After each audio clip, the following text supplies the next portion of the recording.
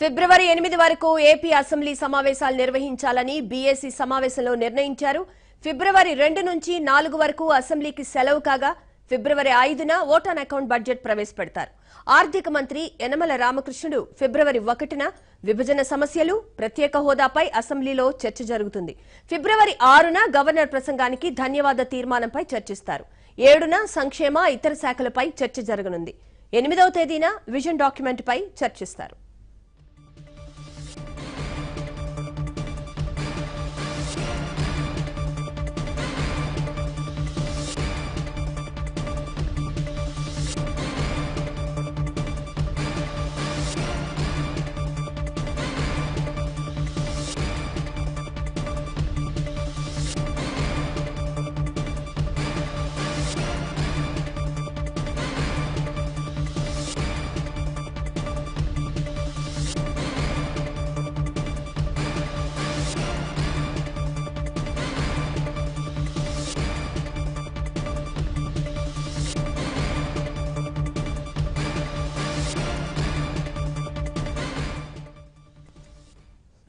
BAC సమావేశాల్లో తీసుకున్న నిర్ణయాలపై మరింత సమాచారాన్ని మా ఏపీ బ్యూరో చీఫ్ రామారావు అందిస్తారు.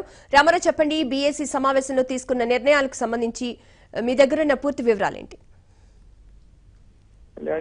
బీఏసీ సమావేశం కొద్దిసేపటి క్రితమే ముగిసింది.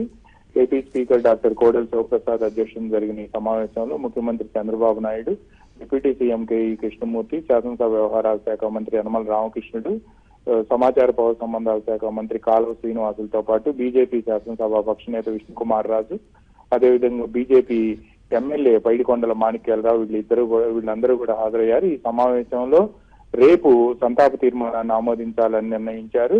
కిడారి సర్వేశ్వరరావు ఇటీవల నక్సల్స్ కాల్పుల్లో మరణించడంతో ఆయనకి మృతికి సంతాప తీర్మానాన్ని ఆమోదించనున్నారు. మళ్ళీ 5వ తేదీన ఓట్ ఆన్ అకౌంట్ బడ్జెట్ సమావేశం పెట్టాలని కూడా నిర్ణయించారు. 5, 6, 7, 8 ఈ 4 రోజులు వరుసగా కూడా అసెంబ్లీ సమావేశాలు నిర్వహించాలని నిర్ణయించారు.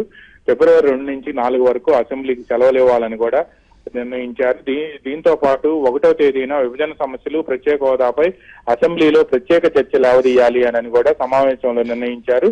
ఎందుకంటే 1వ తేదీన కేంద్ర ప్రభుత్వం లోక్సభలో ఓట్ ఆన్ అకౌంట్ బడ్జెట్ ప్రవేశపెట్టడం, అదేవిధంగా ప్రత్యేక హోదా సాధన సమితి కూడా ఇప్పటికే బంద్కు పిలిపివ్వడంతో తెలుగుదేశం పార్టీకి సంఘీభావం ప్రకటించాలి అని చెప్పి నిర్ణయించింది. ఈ నేపథ్యంలోనే ఫిబ్రవరి 1వ తేదీన విభజన సమస్యలు, ప్రత్యేక హోదాపై అసెంబ్లీలో ప్రత్యేక చర్చ ఏర్పాటు చేయాలని నిర్ణయించారు. ఫిబ్రవరి 6వ తేదీన గవర్నర్ ప్రసంగానికి ధన్యవాదాలు తెలిపే తీర్మానంపై చర్చ జరుగుతుంది. 7వ తేదీన సంక్షేమ, ఇతర శాఖలపై చర్చ, 8వ తేదీన విజన్ డాక్యుమెంట్ పై చర్చించాలని కూడా నిర్ణయించారు. ఇంకా దీంతో పాటు చుక్కల భూములకు సంబంధించిన ఆర్డినెన్స్ ని గవర్నర్ గత రాత్రి వెనక్కి పంపించారు. అంటే చుక్కల భూములకు సంబంధించిన ఆర్డినెన్స్ అసెంబ్లీ నోటిఫికేషన్ తర్వాత రావడంతో అసెంబ్లీ జరుగుతున్న సమయంలో, అసెంబ్లీ నోటిఫికేషన్ వచ్చిన సమయంలో ఆర్డినెన్స్ ఆమోదం ఇవ్వడం మంచిది కాదు అని చెప్పి దీని స్థానంలో బిల్లును ప్రవేశపెట్టాలని చెప్పి గవర్నర్ సూచించారు.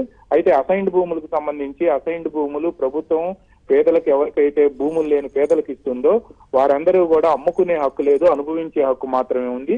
అయితే అటువంటి వారందరికి కూడా 20 సంవత్సరాలు దాటిన తర్వాత అసైన్డ్ భూములను అమ్ముకునే హక్కును కల్పిస్తూ కేంద్ర ప్రభుత్వం, రాష్ట్ర ప్రభుత్వం అసైన్డ్ ల్యాండ్ చట్టానికి ఒక సవరణ తీసుకొచ్చింది. ఆ సవరణకు సంబంధించిన ఆర్డినెన్స్ మాత్రం గవర్నర్ ఆమోదించి పంపించారు. దానికి కూడా బిల్లుని ఈ సెషన్ లో ప్రవేశపెట్టాలని చెప్పి ప్రభుత్వం ప్రతిపాదించింది. వీటన్నిటిపై అయితే మరికొన్ని రోజులు కూడా అసెంబ్లీ జరిపితే బాగుంటుంది అని బీజేపీ శాసనసభాపక్ష నేత విష్ణుకుమార్ రాజు సూచించారు. ఈ నేపథ్యంలోనే ప్రభుత్వం 5, 6, 7, 8 తేదీల్లో సభ జరుపుతాము అని చెప్పి స్పష్టంగా చెప్పింది.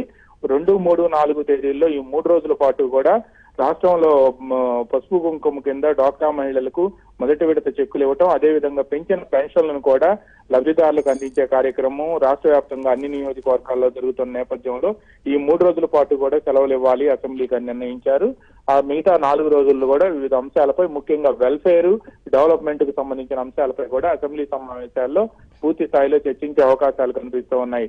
కళ్యాణి. థాంక్యూ రామారావు.